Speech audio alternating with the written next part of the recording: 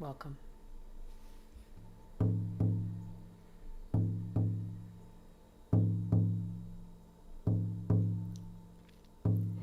Eumane Oilano Sambaye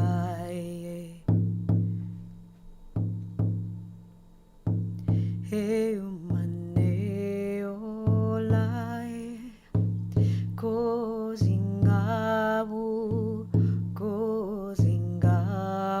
Rekomane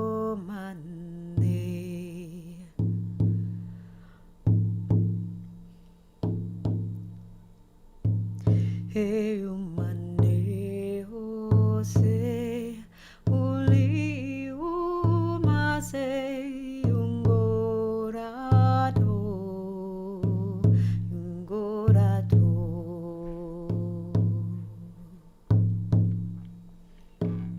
Eumane Olinges Ulundauno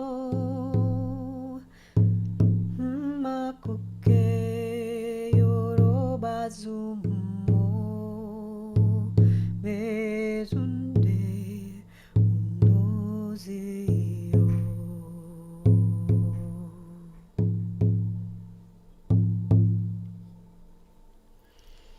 Hi everybody, welcome. Today's April 11th, 2022. And I've been getting some inclinations from the universe that I need to sit down and share a little bit of music and share some insights that have been coming through me based on some experiences that I've been having in my life. So I hope that you will find this something that resonates for you, something that could be helpful in some way in your life. I have been thinking about the concept of healing, which is a big word.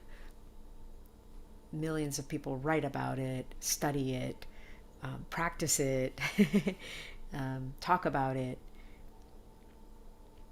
So there's a lot of wonderful information out there.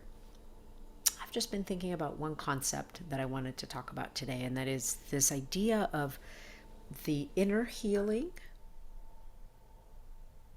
and then the kind of healing that can happen with others. So many of us have, maybe we work with practitioners one-on-one, or maybe we go to a group to do some healing work. And then there's just the work that we can do inside of ourselves, right? We can do all kinds of inner alchemy processes and practices that can bring healing. And I get this feeling sometimes in some circles, and I get it to a certain extent, like, don't bring too much of the personal into the group dynamic kind of thing. And I get it. It's a functional strategy for containing the purpose of whatever's happening there, you know. But I guess what I'm really reflecting on right now is that yes, we do that inner work with ourselves. Maybe it's prayer or ritual, whatever it is, right? Or we have a therapist or some kind of a practitioner or a spiritual guide or a shaman where we can do that work. Or we go to a group where that may be the focus of the group, right? Is doing inner healing, trauma healing, whatever it might be. And my sense is that the healing work, it has to be this symbiotic relationship, that it isn't something where we just go into our little bubble and like sort out our stuff, you know? No, then we come out into relationship, right? And that is the place where we might express communication or make requests or whatever, or set a boundary, right? But that's the practice ground. And it's not just that it's the practice ground, it's that is the other side of the healing. The other side of the healing is how we are received by another human being, or how we are not received by another human being. And that doesn't have to keep us from doing our healing work if we're not received, of course. But it's information, because we're relational beings, right? And no matter what we're doing, I don't care if you're working in a corporation or in the White House, we are emotional beings, and emotions guide how we walk through the world and the decisions that we make. I think we're past that point now in that old paradigm, that old outdated paradigm about how you're too emotional. You know, you're don't bring your emotions into your decisions. I mean, look, I get the basic essence of that is maybe don't make a decision when you're feeling highly distressed about something. That's a good piece of advice, right? But let's not misinterpret that to mean that our emotions are not part of how we make decisions. Because every human being I know wants to be heard, known, cared for. And for me, I've said for a long time that love is a verb. I've got a lot of friends that say, I love you. And I appreciate hearing those words. And my particular, you could say, human design nervous system really responds to actions, to what someone does. So if we're talking about human design, for me, acts of love are things like you picked up the phone and you called, you sent me a text and said, hey, how's it going? Let's get together. That kind of stuff, right? Oh, do you need some help with something? And I guess it's my human design because that's how I operate with people in my field. Community and friendship is very, very important to me. And it's priority in my life because I've seen that we need each other, that we need the village. These are hard times. I mean, this year already has just been, the last 2 years, with COVID, but then now we're experiencing a war. And even if we don't live there, we're psychically, emotionally, and spiritually connected to the people who are suffering in the world right now. So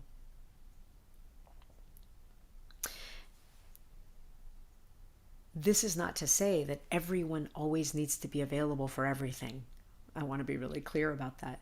No, we should have healthy boundaries. We should say no. Absolutely. And then there's this question of like, do you know that part of my healing is when I come to you and share something with you, and maybe I make a request, and you receive me with your communication. You actually acknowledge it. And also part of my healing is when you do the same for me. When you give me the opportunity to care, when you give me the opportunity to be of service in the world, there's a reciprocity in that I find extremely valuable. Now, I want my friends to call on me, and I'll take care of myself around when I'm available. So there's something, this is about, again, coming back to the conversation of nervous systems who, it's easy to say, oh, well, this one has trauma and that one has trauma. We all have a little bit of trauma. Some people have a little bit of trauma. Some people have a lot of trauma. We don't know what we're interacting with when we interact with humans. So it's easy to conclude a lot of things, right? But we just don't know. And so I wonder, if we can just be kind, if we can just practice kindness, even if we need to say no to something. There's a book called Wired for Dating, and my apologies that I'm not remembering the author's name right now. He also wrote a book called Wired for Love, and it discusses the different attachment styles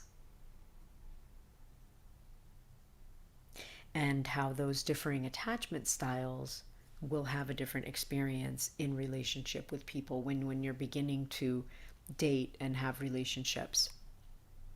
And it's an essential piece of information to know about oneself. If you happen to be an anxious attachment style, you may inadvertently attract somebody who's an avoidant. Happens to me all the time. I'm an anxious type, right? But under certain circumstances, I can be ambivalent, But anyway, aside from me, the point being that one way to care for each other as humans, and this is what he discusses in the book, is to use reassurance. And reassurance isn't like everything's going to be okay and don't worry. No, not that. It's more like I received what you shared, or I received your communication, and I'm available to talk with you on this date. Or I received your communication and I don't think I want to get involved, but I really care about you. And I hope that, I care that you're well, that you're okay, right? There's a kindness, there's a reassurance of the human experience. And I know that can be hard to do sometimes because some people don't accept no. We all know some folks who don't accept no for an answer. But I'll tell you what, there's a kindness in that, the acknowledgement of a human need to share truth, to communicate, to be transparent, to clear something, to ask a question, to express a concern. All of these tenets of psychological safety that we can create with each other. So that's my bit for today. I hope it sparks something in you, something to think about, a conversation, maybe with your relations. And I will close this little segment with another unknown song.